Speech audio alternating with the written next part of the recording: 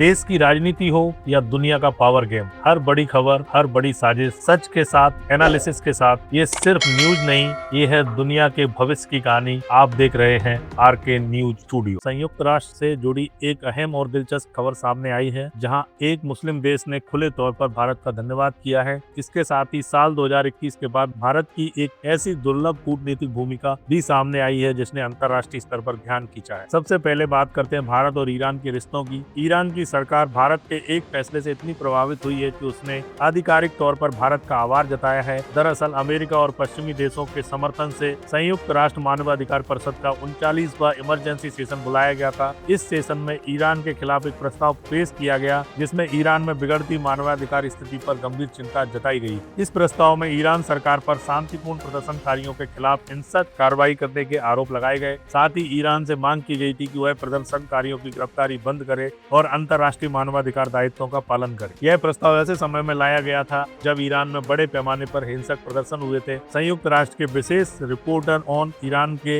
अनुसार मृतकों की संख्या 20,000 से ज्यादा हो सकती है। इस प्रस्ताव पर चर्चा के बाद वोटिंग कराई गई। जो देश प्रस्ताव के समर्थन में थे उन्होंने ईरान के खिलाफ वोट किया, जो देश इसके खिलाफ थे उन्होंने ईरान का समर्थन किया। वहीं कुछ देशों ने मतदान से दूरी बनाए रखी। वोटिंग के नतीजों के मुताबिक 25 देशों ने प्रस्ताव के समर्थन में वोट दिया, 14 देशों ने मतदान से दूरी बनाई, जिनमें कतर, कुवैत और मिस्र जैसे मुस्लिम देश शामिल थे, जबकि सिर्फ 7 देशों ने ईरान के समर्थन में वोट किया। इन 7 देशों में शामिल थे भारत, चीन, पाकिस्तान, क्यूबा, इंडोनेशिया, इराक और वियतनाम। भारत ने इस मतदान से दूरी बनाने के बजाय सीधे प्रस्ताव के खिलाफ वोट किया, यानी ईरान के पक्ष में खड़ा हुआ। यह कदम इसलिए भी खास माना जा रहा है क्योंकि भारत अक्सर ऐसे मामलों में एब्सटेन करने का विकल्प चुनता है। इस वोटिंग के बाद ईरान सरकार और भारत में ईरान के राजदूत मोहम्मद फताली ने आधिकारिक बयान जारी कर भारत को धन्यवाद किया है। ईरान के राजदूत ने कहा कि संयुक्त राष्ट्र मानवाधिकार परिषद में भारत द्वारा दिए गए फर्म और प्रिंसिपल सपोर्ट के लिए ईरान हमेशा आभारी रहेगा। उन्होंने इस प्रस्ताव को अनुचित और राजनीतिक रूप से प्रेरित बताया और कहा कि भारत का रुख न्याय और बहुपक्षीय व्यवस्था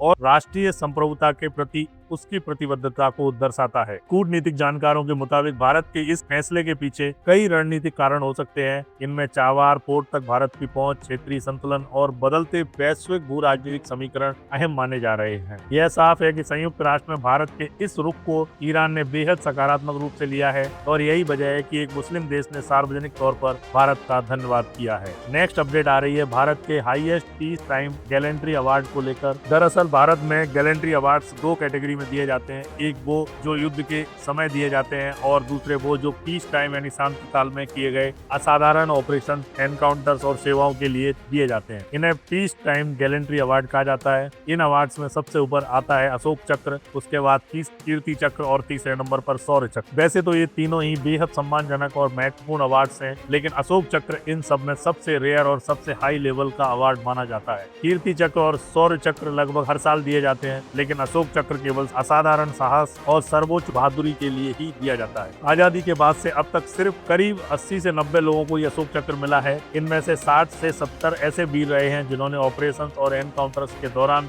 देश के लिए सुप्रीम सैक्रिफाइस यानी शहादत दी है। इससे आप अंदाजा लगा सकते हैं कि अशोक चक्र कितना खास और दुर्लभ सम्मान है। अब इसी बीच भारत सरकार ने इस साल अशोक चक्र देने का ऐलान किया है और यह सम्मान दिया गया है ग्रुप कैप्टन शुभांशु शुक्ला को। शुभांशु शुक्ला को इंडियन एयरफोर्स से सिलेक्ट किया गया था और पिछले साल उन्होंने नासा, स्पेसएक्स और एक्सोएम स्पेस के साथ मिलकर एक इंटरनेशनल मिशन के तहत इंटरनेशनल स्पेस स्टेशन का दौरा किया था। करीब 20 दिनों तक ISS पर रहकर उन्होंने कई साइंटिफिक एक्सपेरिमेंट और रिसर्च वर्क किए, वहां भारत का तिरंगा लहराया और भविष्य में भारत की ह्यूमन स्पेस फ्लाइट प्रोग्राम और गगनयान मिशन के लिए बेहद अहम अनुभव हासिल किए। इसी योगदान को देखते हुए भारत सरकार ने ग्रुप कैप्टन शुभांशु शुक्ला को अशोक चक्र देने का फैसला किया है। आपको बता दें, इससे पहले अशोक चक्र साल 2021 में दिया गया था। यह सम्मान जम्मू कश्मीर पुलिस के assistant sub inspector Babu Ram को मिला था, जिन्होंने श्रीनगर में एक ऑपरेशन के दौरान 3 आतंकियों को मार गिराया और देश के लिए सर्वोच्च बलिदान दिया। दुर्भाग्य से आज वो हमारे बीच नहीं है। अब नेक्स्ट अपडेट आ रही है भारत और अमेरिका को लेकर। न्यूज के मुताबिक कल संडे होने के बावजूद मिनिस्ट्री ऑफ एक्सटर्नल अफेयर्स में भारत और अमेरिका के बीच एक अहम बैठक हुई। विदेश मंत्री डॉक्टर एस जयशंकर ने एक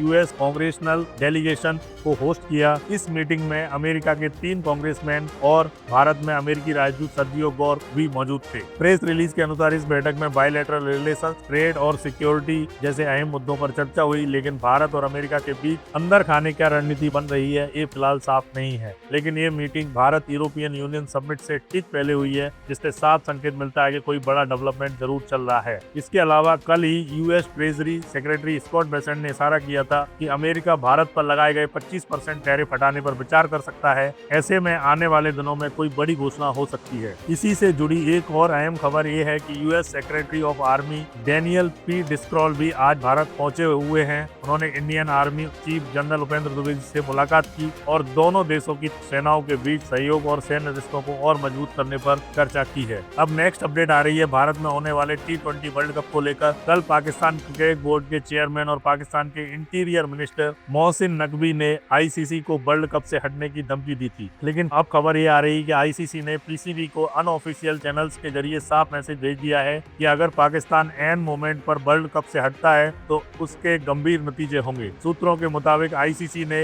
पाकिस्तान को चेतावनी दी है कि अगर उसने टूर्नामेंट से नाम वापस लिया तो उसके साथ होने वाली सारी बायलैटरल सीरीज सस्पेंड कर दी जाएंगी, यानी दुनिया की कोई भी टीम पाकिस्तान के साथ मैच नहीं खेलेगी। इसके बाद अगला कदम ये होगा कि पाकिस्तान सुपर लीग में किसी भी इंटरनेशनल खिलाड़ी को खेलने की अनुमति नहीं दी जाएगी। मतलब पीएसएल से पूरी तरह से इंटरनेशनल स्टार्स से खाली हो सकती